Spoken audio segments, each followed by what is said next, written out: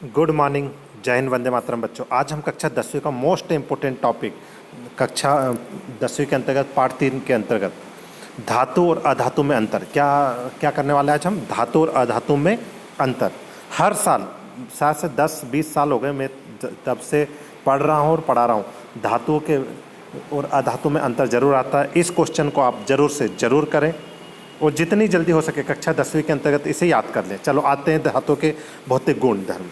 ठीक है, फर्स्ट धातु के भौतिक गुण धर्म। धात्विक चमक, धातु की सतह चमकदार होती है और धातु के इसी गुण को धात्विक चमक कहते हैं। आप सभी ने देखा ही होगा, धातु है सोना चांदी, सबसे अधिक चमकदार धातु है सोना। आपने उनमें देखा होगा कि धातु में एकदम चमक होती है। यदि व्यक्ति कोई सोना पहन के जा रहा है तो हमें दूर से ही चमक आ जाती है। तो धातु का एक गुण कौन सा रहता है? धात्विक चमक। पहला टॉपिक याद हो गया। सेकंड, आघातवर्धनता। सेकंड टॉपिक क्या है? धातु का एक और गुण आघात। धातु को पीट पीट कर पतली चादर बनाई जा सकती है। धातु के इसी गुण को हम आघातवर्धनता कहते हैं। जितनी भी धातुएं रहती उनको पीट पीट कर एक पतली चादर के रूप में बनाया जा सकता है। तो सेकंड टॉपिक हो गया हमारा आघातवर्धनता। ठीक है, और धातु का एक गुण भी होता है। आपने कितनी बार देखा होगा कि लोहे को भी कितनी बार पीट पीट कर अलग अलग औजार के रूप में बनाया जाता है। चादर भी बनाई जाती है, चादर जो आती है अपनी। ठीक है, तीसरा होता है धातुओं का एक और इम्पोर्टेंट गुण, तन्यता। क्या कौन सा रहता है? तन्यता। धातु की पतले तार के रूप में खींचने की क्षमता को ही तन्यता कहते हैं। सोना सबसे अधिक तन्य धातु है। 1 ग्राम सोने को खींचकर 2 किलोमीटर लंबा तार बनाया जा सकता है। सभी धातुएं कमरे के ताप पर ठोस अवस्था में होती है। इनके गलनांक और इनके कथनांक भी उच्च होते हैं। अपवाद में गैलियम सीजियम धातु होते हुए भी इनके गलनांक बहुत कम है।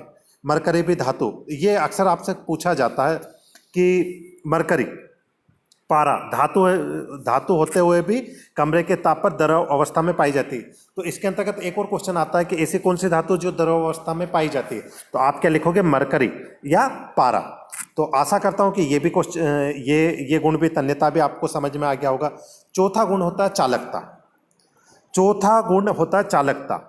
आज हम धातु और अधातु में अंतर पढ़ रहे हैं, तो ये अभी धातुओं के गुण चल रहे हैं। किसके गुण चल रहे हैं? धातुओं के। धातुओं में उष्मा और विद्युत की सुचालक होती है। आप 2 पॉइंट बना सकते हैं इसके कि धातु उष्मा की सुचालक होती है, आप लिख सकते हो विद्युत की भी सुचालक होती है, तथा इनके गलनांक और कथनांक भी उच्च होते हैं। इसलिए इनका उपयोग बर्तन बनाने के लिए किया जा सकता है। अपवाद, मरकरी और लेड उष्मा के कुचालक होते हैं। तो कुछ कुछ अपवाद होते हैं, ये तो हर जगह ही है।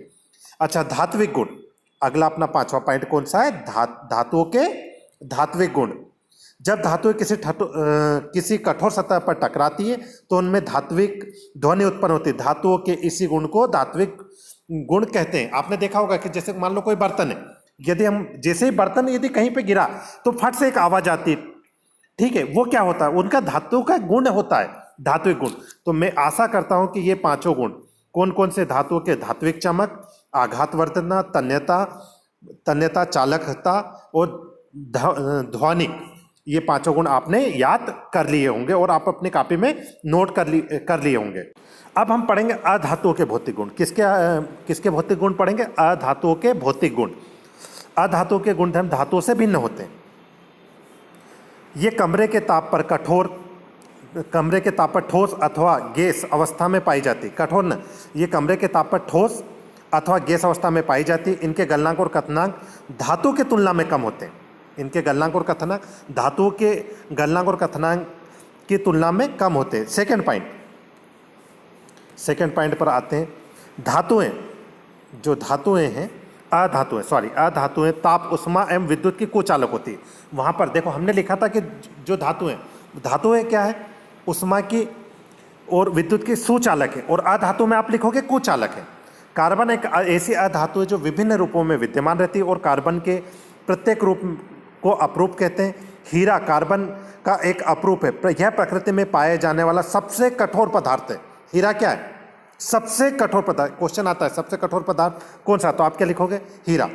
जिसका गलनांक और कथनांक उच्च होते हैं। ग्रेफाइट भी कार्बन का ही एक अपरूप है जो कि अधातु होते भी विद्युत का सुचालक है। इसी के बाद थर्ड पॉइंट है हमारा, धातु में चमक नहीं पाई जाती। अपवाद के रूप में आयोडीन अधातु होते हुए भी चमकीली होती है। तो ऐसे लगभग सभी धातुएं चमकीली हो। हम सिर्फ एक ही ये यहाँ से यहाँ तक पॉइंट लिख लें कि देखो धातुओं में हमने लिखा था कि धातुओं में चमक पाई जाती है, अधातुओं में चमक नहीं पाई जाती। आयोडीन हर जगह एक अपवाद है, तो आयोडीन इसका अपवाद है, चमकीली। हमने देखा है कि कुछ गुण होते हुए भी धातु और अधातु दोनों में पाए जाते हैं। जैसे धातुएं चमकीली होती है और अधातु जैसे आयोडीन भी चमकीली होती है। हम धातु एवं अधातु के भौतिक गुणधर्मों के आधार पर अधिक स्पष्ट वर्गीकरण कर सकते हैं। आशा करता हूं कि यह धातु और अधातु आपको आसानी से समझ आ गया होगा। आप अपने कॉपी में नोट कीजिए, हर साल आता ही आता है। आपकी इन्हें 4 पॉइंट या 5 पॉइंट को इन्हें नोट कर लीजिए और इस बार हम आशा करेंगे कि आपका रिजल्ट बहुत बेस्ट बने। देखो यदि हम अभी से तैयारी करेंगे, एक छोटी छोटी तैयारी, तो आगे हमारा रिजल्ट बहुत ही बेस्ट बनने वाला है। ठीक है, आज के लिए इतना। Thank you.